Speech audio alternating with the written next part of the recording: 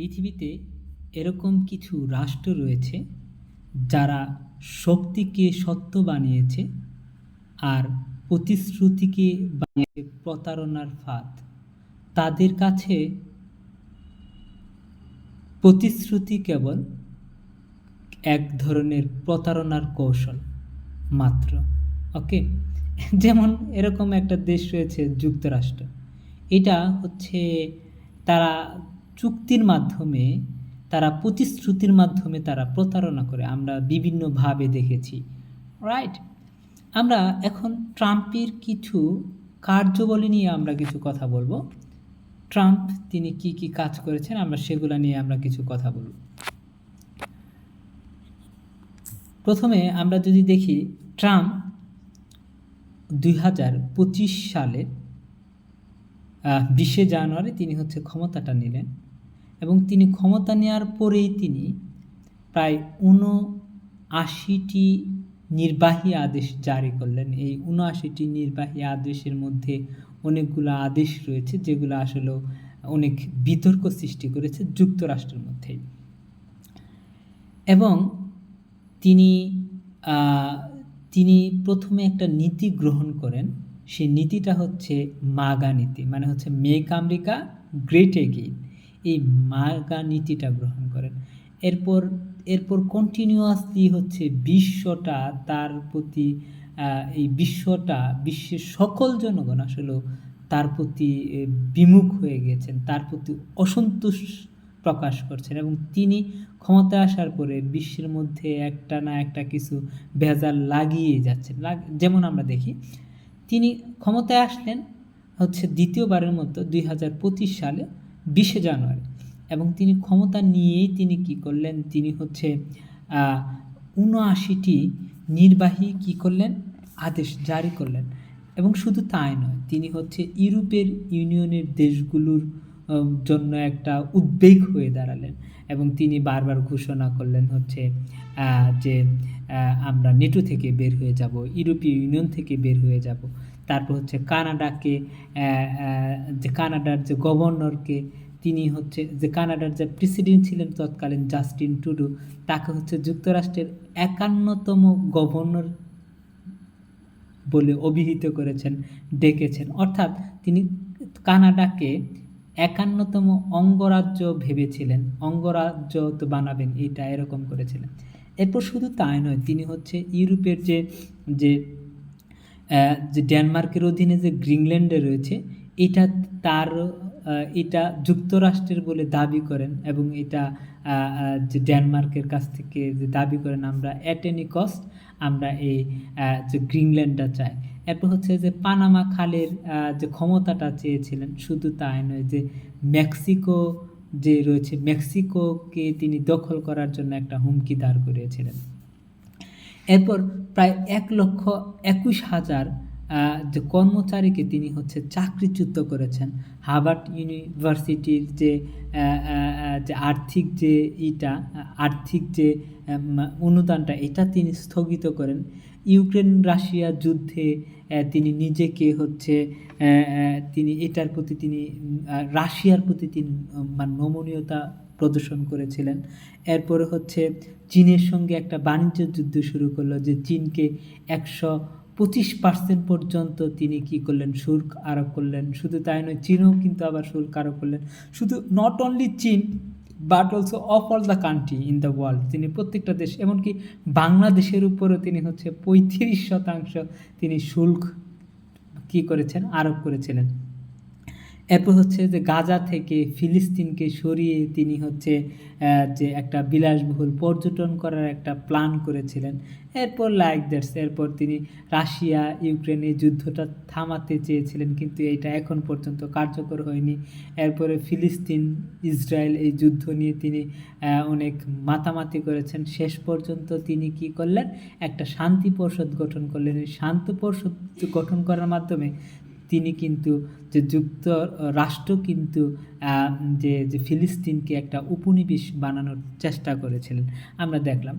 এবং এছাড়াও আমরা আরও অনেক কিছু আমরা দেখেছি। অভিবাসন নীতি তিনি প্রয়োগ করেছেন, যেটার মাধ্যমে হচ্ছে যে হাজার হাজার অভিবাসীদেরকে তিনি অপমানিত, লাঞ্ছিত এবং হচ্ছে মানে অনেক অপদস্থ করেছিলেন। অনেক যে শিশুকেও তিনি মানে জেলখানার মধ্যে নিয়েছিলেন। এরকম তো বিভিন্ন আইন আমরা যুক্তরাষ্ট্রকে আমরা এরকম আইন করতে আমরা দেখেছি, রাইট?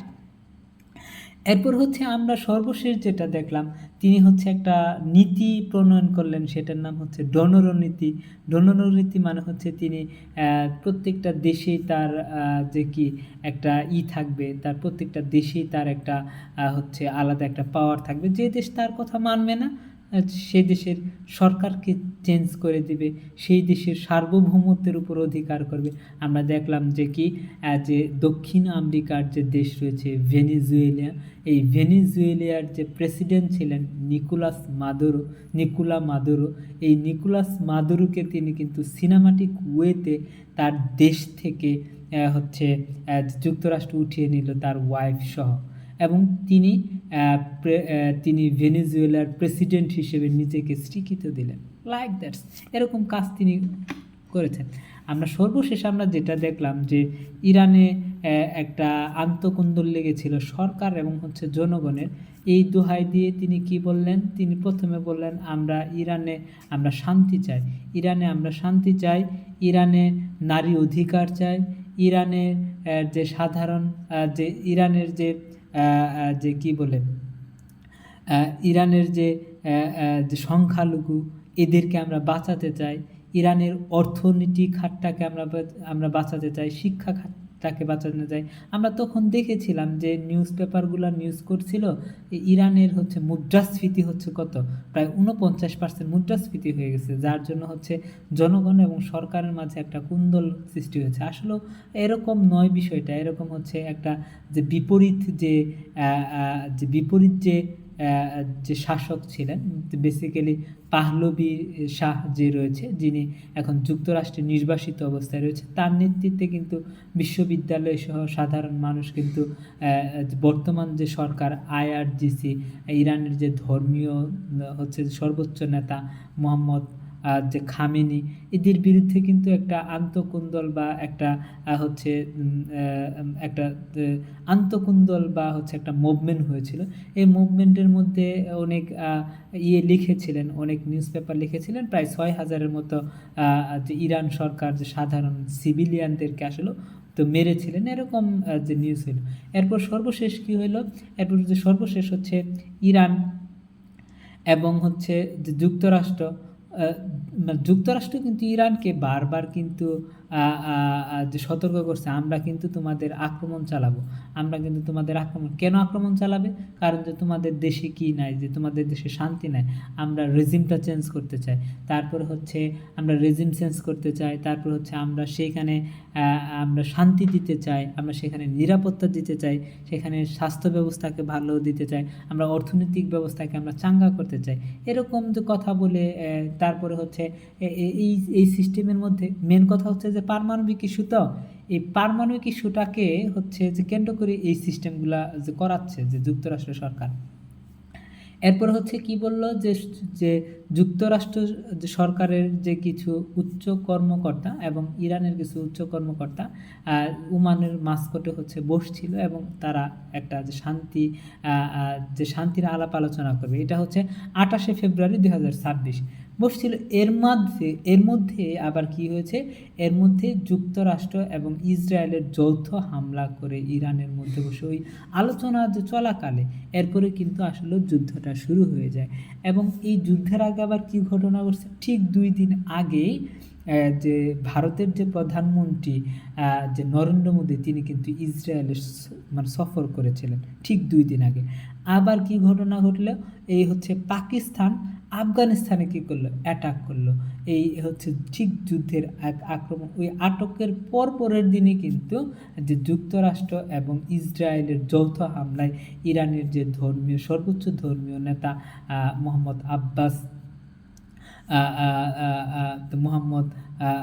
কি খামেনি, হ্যাঁ, মোহাম্মদ যে খামেনি ছিলেন, যে সর্বোচ্চ তার ওয়াইফ সহ তার উচ্চপদস্থ যে কর্মকর্তা সহ যে অনেককেই হচ্ছে এই যৌথ বাহিনী মিলে হত্যা করে।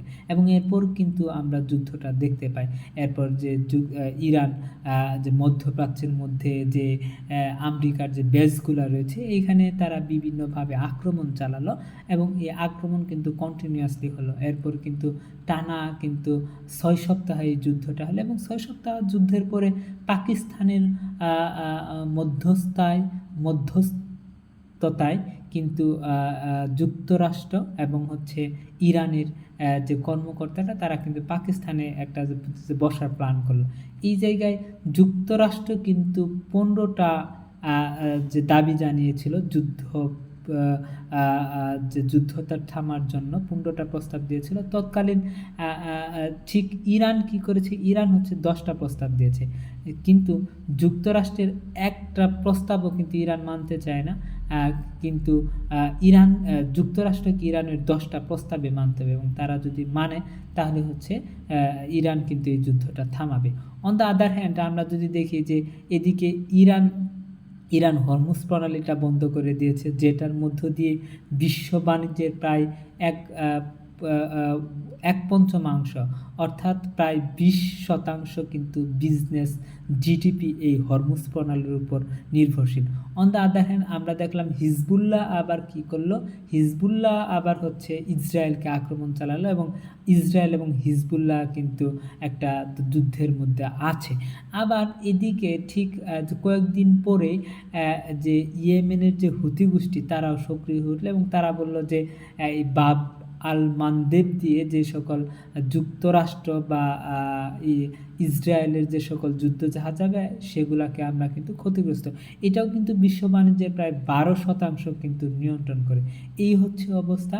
এবং এইখানে যে যুক্তরাষ্ট্র কিন্তু বারবার বিভিন্নভাবে হুমকি দিচ্ছে যে ইরানকে বিভিন্নভাবে ধ্বংস করবে, তো ইরানকে বিভিন্নভাবে ধ্বংস করবে, তারপর হচ্ছে যে ইরানকে একেবারে ধ্বংস করবে, যুদ্ধ করবে। এইখানে আসলেও ইরানের অবস্থাটা এরকম যে তাদের যে ন্যাচারাল যা ডিফেন্স রয়েছে এই ন্যাচারাল ডিফেন্সটা ভেরি স্ট্রং। দ্যাটস ওয়াই ইরানে স্থলযুদ্ধ চালিয়ে কিন্তু যুক্তরাষ্ট্র কি পাবে না, কোনো কুল কিনারা পাবে না। দ্যাটস ওয়াই হচ্ছে এইখানে যুক্তরাষ্ট্র কিন্তু একটা হচ্ছে যে যুক্তরাষ্ট্র কিন্তু চাচ্ছে যুদ্ধটা বন্ধ হোক, কিন্তু যুক্তরাষ্ট্রের চাওয়া হচ্ছে ইরান যে কোনো ওয়েতে তাদের হচ্ছে পারমাণবিক যে অস্ত্রগুলা, যে পারমাণবিক যে ড্রোনগুলা রয়েছে এগুলা তারা হচ্ছে এই নিউক্লিয়ার বোমা তারা যাতে না বানায় এই জন্য তারা স্ট্রিক্টলি তারা মানে হ্যান্ডেল করার ট্রাই করছে। কিন্তু ইরান কিন্তু এগুলা মানছে না। ইরান কিন্তু বলছে আমাদের যদি আবার পাল্টা আক্রমণ করা হয় আমরা কিন্তু আবার আক্রমণ করব। কিন্তু এটা নিয়ে আবার সামনে বসার কথা, এখন দেখি, এখন বসা হোক। এবং পাকিস্তান হচ্ছে খুব তুরঘুর করে কিন্তু যে এই যে যুদ্ধবিরতিটার জন্য কিন্তু ট্রাই করছে। এবং দেখলাম পাকিস্তানের যে সামরিক প্রধান আসিম মুনির যে তিনি কিন্তু মধ্যপ্রাচ্যের দেশ সৌদি আরব, তারপর হচ্ছে ওমান, কাতার এগুলাতে কিন্তু সফর করেছে। অন দ্য আদার হ্যান্ড যে পাকিস্তানের যে প্রেসিডেন্ট শাহবাজ শরীফ তিনিও কিন্তু যে ইসরায়েলের প্রধানমন্ত্রী এবং ইরানের যে বর্তমান যে পররাষ্ট্রমন্ত্রী আব্বাস আরাকচি তার সাথে কিন্তু বিভিন্নভাবে যে কথা বলছে। এক কথায় হচ্ছে যুদ্ধটা এখন এটা তো নির্ভর করছে হচ্ছে যে ইরানের উপর। এবং ইরান চাই হচ্ছে আমরা হরমুজ প্রণালী, ইরান হচ্ছে একটি 10টায় মানে প্রায় 10টা কি দিয়েছে দাবি দিয়েছে। যদি এই দাবিগুলো যদি যুক্তরাষ্ট্র মানে তাহলে হচ্ছে ইরান যুদ্ধ বন্ধ করবে, অর্থাৎ ইরানের IRGC, হ্যাঁ, এই বাহিনীটা এই যুদ্ধটা বন্ধ করবে। অন দ্য আদার হ্যান্ড তারা কিন্তু যুদ্ধটা বন্ধ করবে না। এই হচ্ছে ডোনাল্ড ট্রাম্পের কাজকর্ম এবং হচ্ছে এইভাবেই কিন্তু যে চলে যাচ্ছে এই দিনগুলা। এখন দেখা যাক সামনে কি হয়। ধন্যবাদ। আসসালামু আলাইকুম।